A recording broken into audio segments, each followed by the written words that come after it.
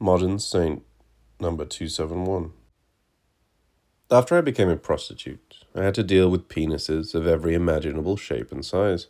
Some large, others quite shriveled and pendulous of testicle. Some blue-veined and reeking of Stilton. Some miserly. Some crabbed, enchanted, dusted with pearls like the great minarets of the Taj Mahal. Jesting penises, ringed as the tail of a raccoon. Fervent, crested, impossible to live with, marigold-scented. More and more I became grateful I didn't have to own one of these appendages. Of course I had a pimp. He wasn't an ordinary sort of person, but had been a double PhD candidate in philosophy and American literature at the University of Massachusetts. When we first became friends, he was driving a taxicab, but soon found this left him little time for his own work, which was to write. When my job as a script girl for a German-produced movie to be filmed in Venezuela fell through, it became obvious we were going to have to figure out a different way to make money fast. For a pimp and a prostitute, Bob and I had a very unusual relationship. As far as his role went, he could have cared less. But I didn't mind. I paid the bills, bought his ribbons, and then if I felt like handing over any extra money to him, it was up to me. At night I would come in for a rest and find him lying on the bed reading Kant or Heidegger's What is a Thing? Often our discussions would be so lengthy and intense, I would have to gently interrupt him, to say that if I didn't get back out to work, the evening would be over, and I wouldn't have filled my self-imposed nightly quota. I was like a social worker for lepers.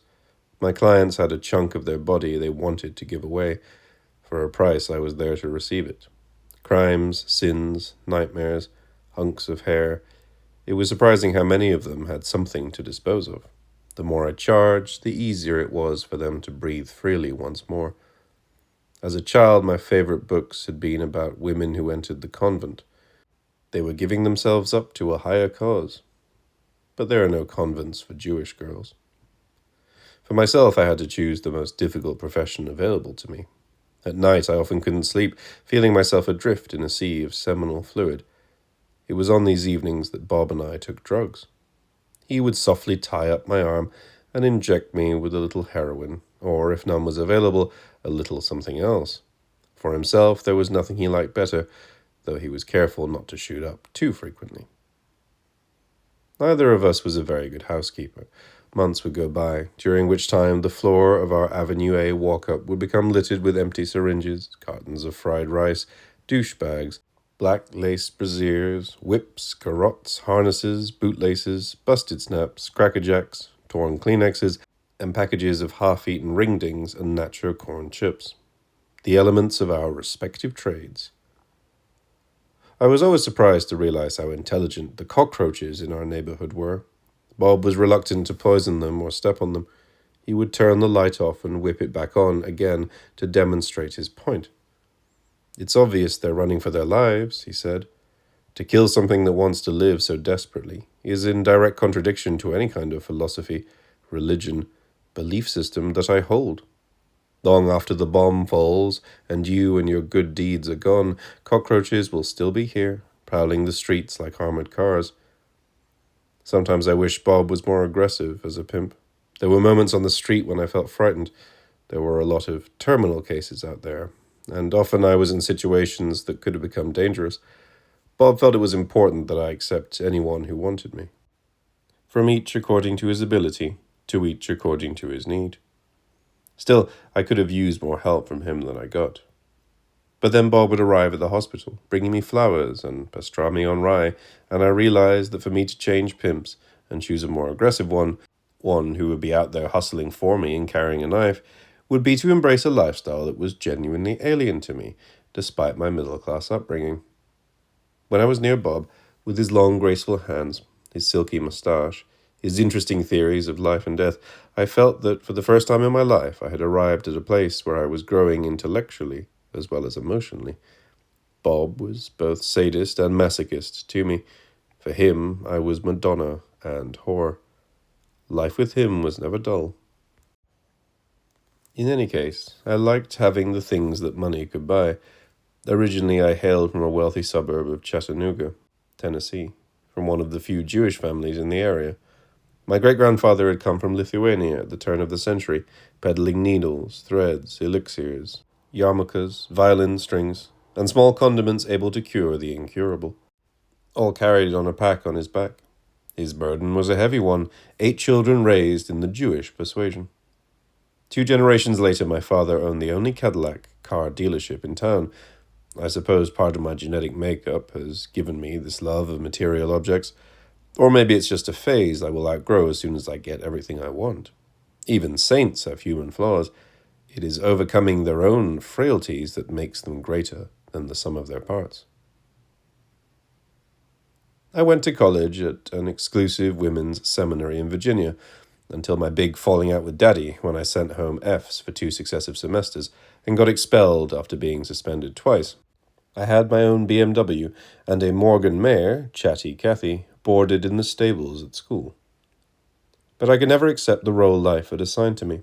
I fell in love with Jimmy D. Williams, the fat boy who pumped gas at the 7-Eleven, and though the marriage only lasted 6 months, Daddy never felt the same about me. "Well," he said, "there are treatment programs for people like you." I didn't mind the time I spent in the institution. Fond recollections can be found in all walks of life. Yet if I had been allowed to go to a co-ed school, I know things would have turned out differently for me. Back in college, the other girls would spend long evenings drinking beer and sitting on the rocking chairs that ring the great plantation hall. The school had taken over many of the original buildings on a tobacco estate, and the new buildings were built in a Georgian style, in a great semicircle facing the old mansion, gossiping about boys and worrying if they would pass French. But meanwhile, I had to show them that I was wild and daring. I would pick Jimmy D up when he got off work, and the 2 of us would smoke grass and drive around, bored and restless in the heat. One evening I drove right up onto the lawn, and Jimmy D pulled down his pants to press his great buttocks, gleaming white, against the cool air-conditioned glass window of the car. That was the second time I was suspended from school. The first was when I had an affair with one of the black cafeteria workers in my dorm room, a man with only one arm who tasted of bacon and hair oil. The only reason I was allowed to stay after that was that Daddy donated money to the school to build a new swimming pool. He never understood that no matter what he did, they were always going to think of him only as a rich Jew. I was finally asked to leave for good when Jimmy D and I were caught sneaking into the school pond, which was closed for swimming after dark. Both stark naked, dripping with mud and algae. I tried to explain to Miss Ferguson, the dean, that I always got wild when there was a full moon, but, prim and proper in her mahogany office, smelling of verbena and more faintly of shit, she said she could see no future for a girl like me, that never in the course of all her years. I had to laugh. Before Daddy could find out about my marriage and divorce and take the car back from me and have me locked up again, but there are no convents for Jewish girls, I had driven north to New York, sold the car for $2,000, found an apartment, and bought some new clothes. I landed a job in an internship program in a major advertising agency, even though I didn't have a college degree. Once more, Daddy spoke to me on the telephone. Mother and Mopsy even came up for a visit. I might never have found my vocation if I hadn't been evicted from my apartment, and after finding a new place in the East Village, met Bruno. Ah, Bruno, that Aryan German, pinched, brittle in his leather trench coat, rigid as a crustacean. Even a saint has her failures. Who offered me the job of script girl on the film he was making in Venezuela, which in the end didn't work out at all. But one thing leads to the next, doesn't it always? And it was through Bruno I met Bob, and now at night, cruising the great long avenues of the city, dust and grit toss feverishly in the massive canyons between the skyscrapers, it often occurs to me that I am no more and no less, a thought that I hadn't realized until my days as a prostitute began. True, I have my bad days, when I cannot rise from bed, but who can claim he does not? Who? I could have written a book about my experiences out on the street, but all my thoughts are handed over to Bob, who lies on the bed dreamily eating whatever I bring him. A hamburger from McDonald's, crab soufflé from a French restaurant in the theatre district, a platter of rumaki with hot peanut sauce in an easy carry-out container from an Indonesian restaurant open until 1 a.m. Plates of macaroni, tender and creamy as the sauce that oozes out from between the legs of my clientele. As in the convent, life is not easy. Crouched in dark alleys, giggling in hotel rooms or the back seat of limousines, I have to be a constant actress, on my guard and yet fitting into every situation. Always the wedge of moon above, reminding me of my destiny and holy water.